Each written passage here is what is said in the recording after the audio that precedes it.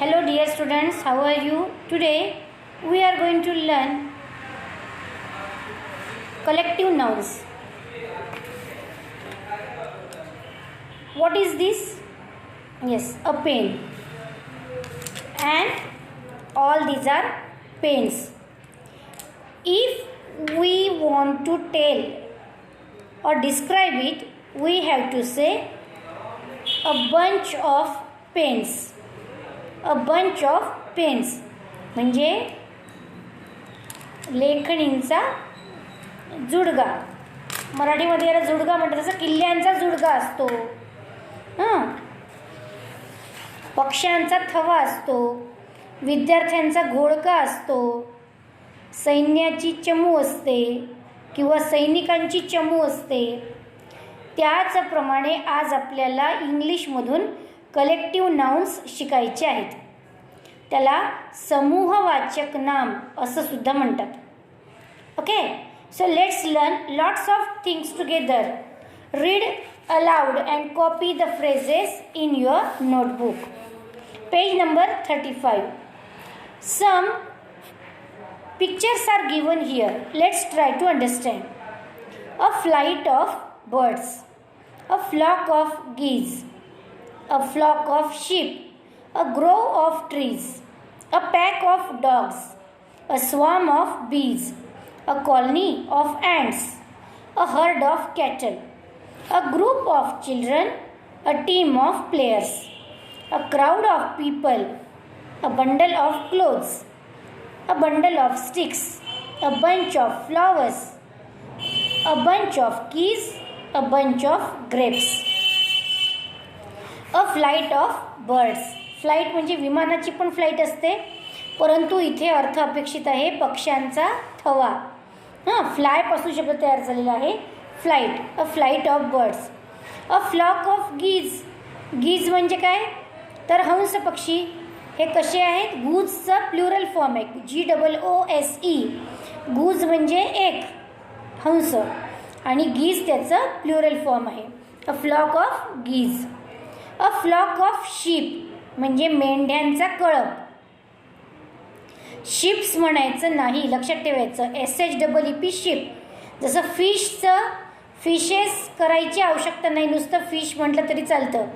There are many fish. तसं इथे a flock of sheep. A grove of trees, झाडांची राई.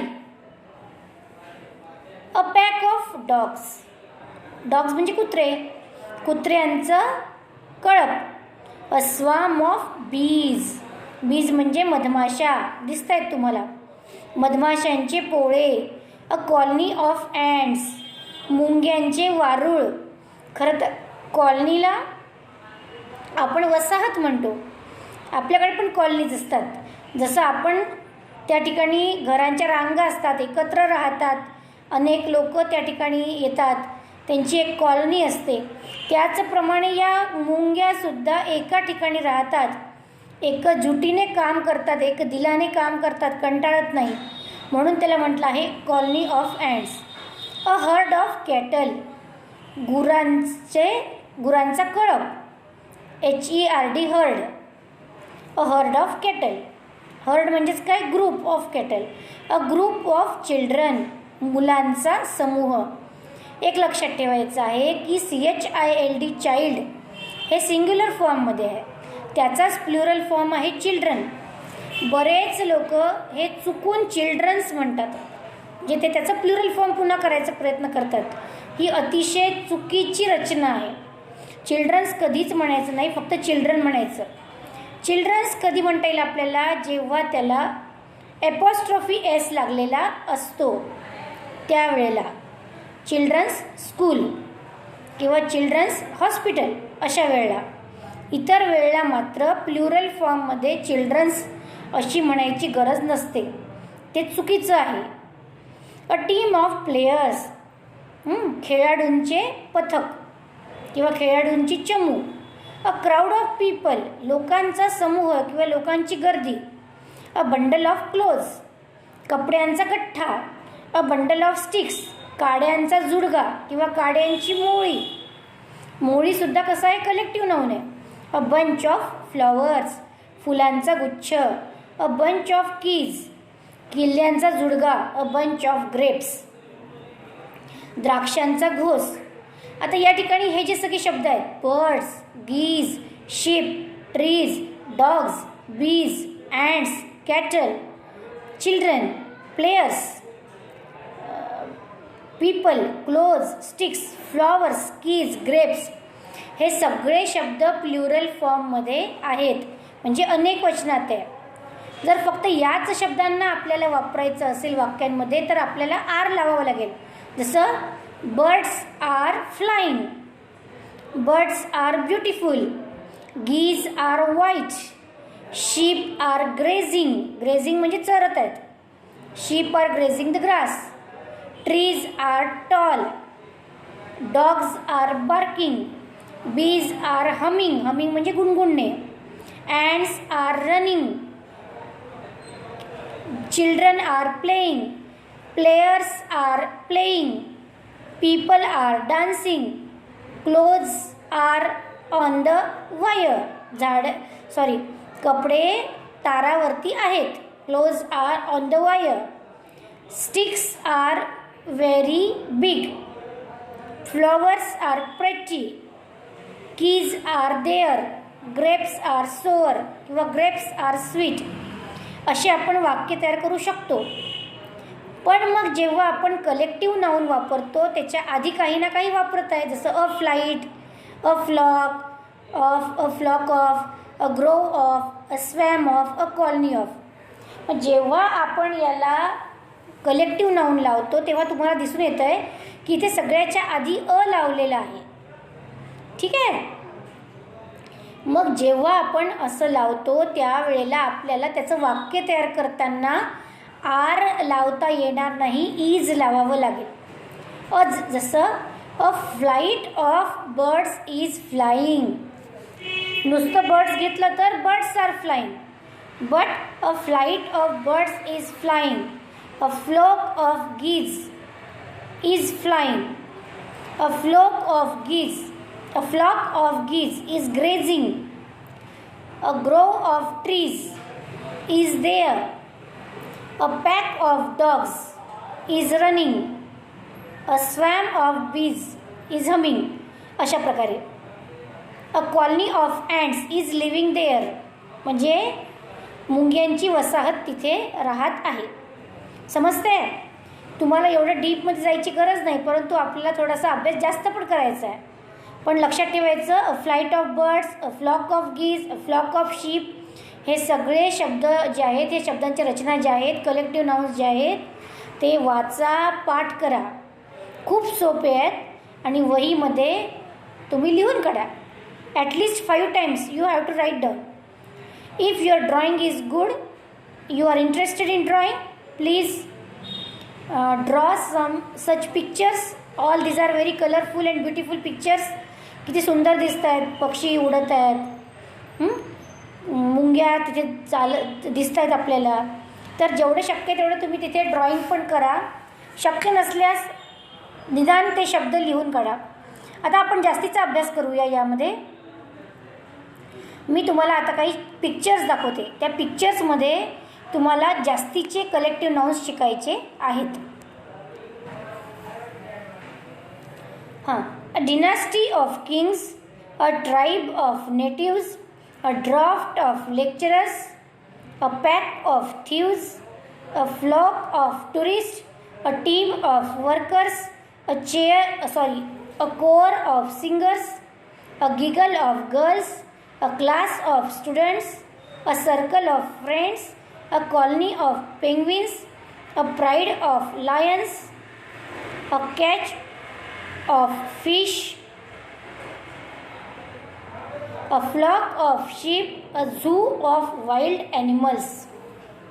हे सगळे शब्द सुद्धा तुम्ही जास्तीचे म्हणून लिहू शकता किंवा तुम्हाला गुगलवरती जाऊन सिम्पल कलेक्टिव्ह नाउन्स किंवा easy collective nouns with pictures असं सर्च करा. तुम्हाला अजून त्या ठिकाणी याचा अभ्यास करता येईल किंवा हे तुम्हाला सापडतील.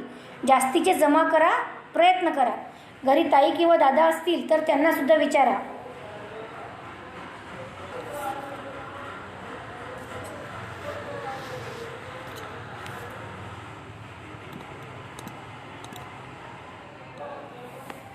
आता या ठिकाणी तुम्हाला दिसत आहेत next picture. A board of directors, a board of trustees, a board of chess players, a boast of barristers. बघा जज जे असतात ना,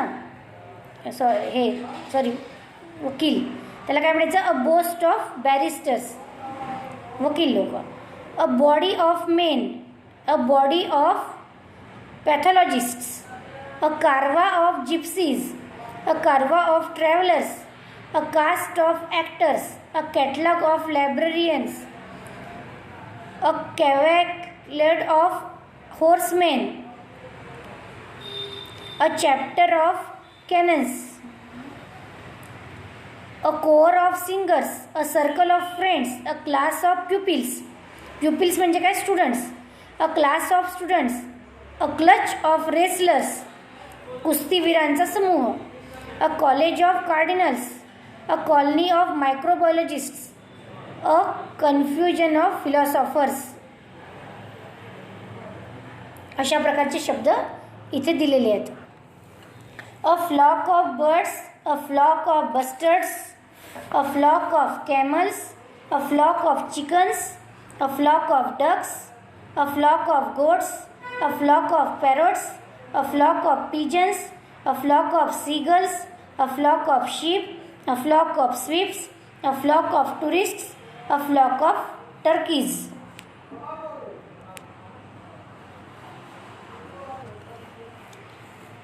बर्ड्स म्हणजे पक्षी. आता बस्टर्ड्स म्हणजे काय? तर माळढोक पक्षाला त्या ठिकाणी बस्टर्ड्स म्हणतात. कॅमल म्हणजे उंट. चिकन्स म्हणजे माहिती आहे आपल्याला, कोंबडीच्या पिल्लांना चिकन्स म्हणतात. डक्स म्हणजे बदक. गीज म्हणजे हंस. गोट्स म्हणजे बकरे. पॅरट्स म्हणजे पोपट. हे सगळे शब्द तुम्हाला माहिती आहेत. पिजन्स म्हणजे कबूतर. आता मी तुम्हाला सीगल्स, स्विफ्ट्स आणि टर्कीज आणि बस्टर्ड्सचा फोटो दाखवते, तेवढा फक्त बघून घ्या. टुरिस्ट म्हणजे यात्रेकरू, the person who does travelling, tourist. मग त्यांचा असे अनेक जेव्हा टुरिस्ट असतात, एकापेक्षा जास्त, त्यावेळेला काय म्हणता येईल? A flock of tourist. This is bustard bird, माळढोक पक्षी आहे हा. दिस इज सीगल्स, सीगल समुद्र पक्षी आहे. यांना स्विफ्ट पक्षी म्हणतात.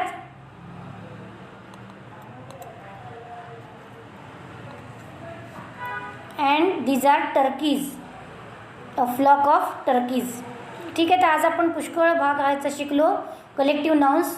तुम्ही याच्यावरती तुमचं स्वतःचं असा एक चार्ट तयार करा, जिथे तुम्हाला धड्यामधले म्हणजे पुस्तकात दिलेले तर लिहायचेच आहेत, शक्य असलं चित्र काढा आणि जास्तीचे पण शोधून काढायचे आणि आत्ता मी जे दिलेले आहेत ते सगळे पाठ करायचे.